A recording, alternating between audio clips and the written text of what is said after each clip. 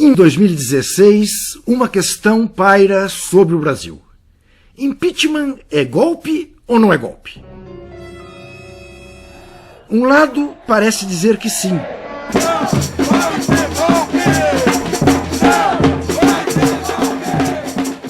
O outro lado perguntou a um figurante do Piratas do Caribe e alguns juízes, que parecem dizer que não.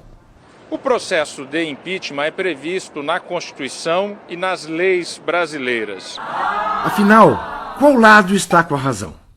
Se parece difícil dizer, é por um motivo muito simples. Os dois não estão falando sobre a mesma coisa.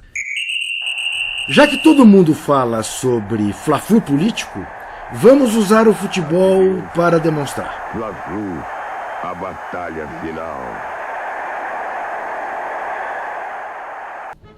A política brasileira hoje é um jogo de várzea bem feio. Empatado 0-0, mas o mandante ainda tem a vantagem, porque venceu a partida anterior.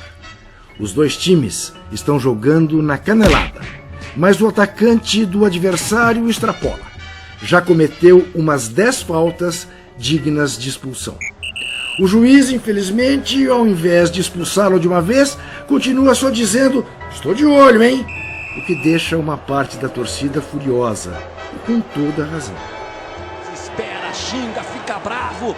Eis que esse atacante, o mais antiesportivo da partida, juntou todo o seu time para exigir a expulsão da capitã adversária, imagine. Por ironia, a única que ainda não cometeu uma falta em campo. O motivo para expulsá-la? Ela pisou na linha cobrando um lateral. Uma falta leve, que se fosse motivo para expulsão mesmo, ia ter que tirar uns 16 jogadores de campo. Agora pense, como você reagiria se quisessem expulsá-lo por um lateral mal cobrado, que um monte de gente já cobrou exatamente do mesmo jeito e sem nenhum problema? Você diria que a expulsão é um absurdo, é claro. Aí, os comentaristas do jogo, que ainda fingem não torcer para ninguém, chamam um especialista para dizer que não, a expulsão não é absurda, porque o cartão vermelho existe e está previsto nas regras. Percebe que não é a mesma coisa que se está falando? Ninguém disse que todas as expulsões são ilegais. Um lado só está dizendo que esta expulsão, sem existir falta grave, é ilegal. Já o outro está respondendo que essa expulsão não é ilegal, porque o jogo prevê expulsões. Ponto. É como dizer: "Ei, você não pode prender alguém por levar vinagre na mochila e usar lenço hipster no pescoço." E o Eros Grau te responder: "Desculpa, filho, está escrito na lei aqui que a polícia pode prender pessoas." Não é a mesma coisa. Deu para entender? Então, essa é a situação do jogo. Se você torce para um time ou para o outro, ou quer até que os dois sejam eliminados, você está totalmente dentro do seu direito. Só não esqueça que vitória roubada não é legítima. Que se as regras não forem respeitadas, nenhum jogo será mais possível. E que uma expulsão ilegal a essa altura do campeonato vai fazer as torcidas quebrarem tudo no estádio, com grandes chances de tragédia. Se você acha que vale a pena arriscar tudo isso só para ver seu adversário derrotado, sinto te dizer, mas nós não estamos no mesmo time. Hoje estou aqui com o excelentíssimo ministro Celso de Mello e estou atrapalhando a vida dele aqui no shopping Ibirapuera, minha filha atrás fazendo gracinha. Então eu tenho algumas dúvidas que eu queria falar com ele em relação ao impeachment. O que se ouve mais aí dizer é que o impeachment é golpe. Na sua visão, atual situação brasileira, o impeachment é golpe?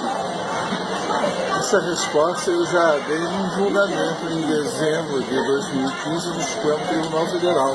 Eu disse claramente que a figura do impeachment não pode ser reduzida à condição de um mero golpe de Estado. Por quê? porque o impeachment é um instrumento previsto na Constituição Democrática Brasileira, que está em vigor no nosso país, e que estabelece regras básicas. Se essas regras básicas forem observadas, forem respeitadas, obviamente o impeachment não pode ser considerado um ato de arbítrio político, de violência política. Muito pelo contrário, o impeachment, numa situação como essa, é um instrumento legítimo pelo qual se objetiva viabilizar a responsabilização política de qualquer presidente da República, não importa quem seja, não importa qual o partido político que essa pessoa seja filiada. É um instrumento posto à disposição da cidadania. Por quê? Porque só o cidadão, vale dizer, somente o eleitor, é que tem legitimidade para provocar a abertura do processo de impeachment. É o que diz claramente a lei. Certo. E em relação aos acontecimentos, a gente está vendo um caso do empurra do processo do Lula. Tira do Moro, manda para o STF. Vai para o STF, manda para o Moro, devolve novamente. A decisão do Fleury essa semana. O que o senhor, como ministro, qual a sua visão? Eu acho que a decisão do ministro Teori Zavascki foi uma decisão tecnicamente correta, juridicamente adequada aos padrões legais. O ministro Teori é um grande juiz, é um juiz muito sério, competente, e ele proferiu uma decisão que está de acordo com a jurisprudência do Supremo Tribunal Federal. Uma jurisprudência que tem sido aplicada em outros casos referentes a outras pessoas e em contextos completamente diversos do atual. Portanto, a decisão do ministro Teori é uma decisão liminar ainda. Portanto, a decisão meramente provisória caberá ao plenário do Supremo Tribunal Federal decidir a matéria em caráter definitivo. E então, aí sim, com mais elementos que foram solicitados ao juiz Moro e também com o parecer do Procurador-Geral da República, o plenário do Supremo Tribunal Federal então irá dar a sua decisão final. Por enquanto, é uma medida liminar que foi corretamente referida pelo ministro Teori Zavascki, que está sendo injustamente agredido e injustamente atacado, quando na verdade ele agiu com a máxima isenção. Tudo bem. Mais uma pergunta. Hoje nós vimos vídeos na internet sendo espalhados que o Lula atribuiu o enorme número de desemprego no Brasil ao Moro. Ao Moro. Eu, na minha visão, ele é louco. Jamais pode julgar, colocar uma crise no país, culpar um juiz por tanto desemprego. A sua visão em relação a isso qual é a sua visão?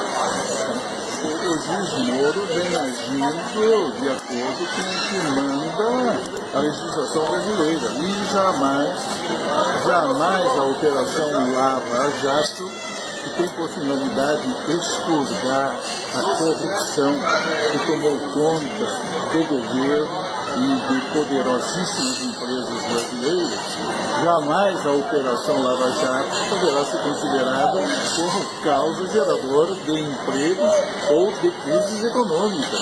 Na verdade, a Operação Lava Jato envolve uma atuação conjunta de três importantes instituições: do Poder Judiciário, do Ministério Público Federal e da Polícia Federal.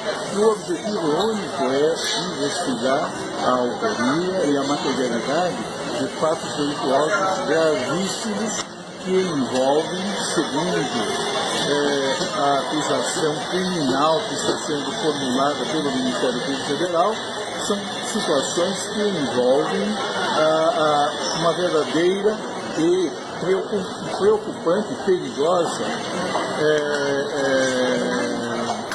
infiltração e captura das instituições governamentais pela criminalidade organizada. O que se busca é, apurando corretíssimamente, quando estão sendo apurados os delitos, é punir seus autores, independentemente de partido, independentemente de ideologia e independentemente de posições funcionais que estejam ocupando ou que no passado tenham ocupado funcionário político da gente. Eu agradeço o seu tempo que você prestou a dar esse esclarecimento. Quero lhe parabenizar pelo trabalho, pelo grande trabalho que tem prestado à população brasileira. Te desejo uma boa Páscoa.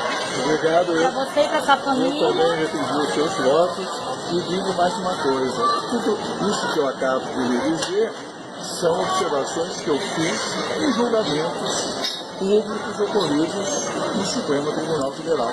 Nada mais, nada menos do que isso. Muito obrigada.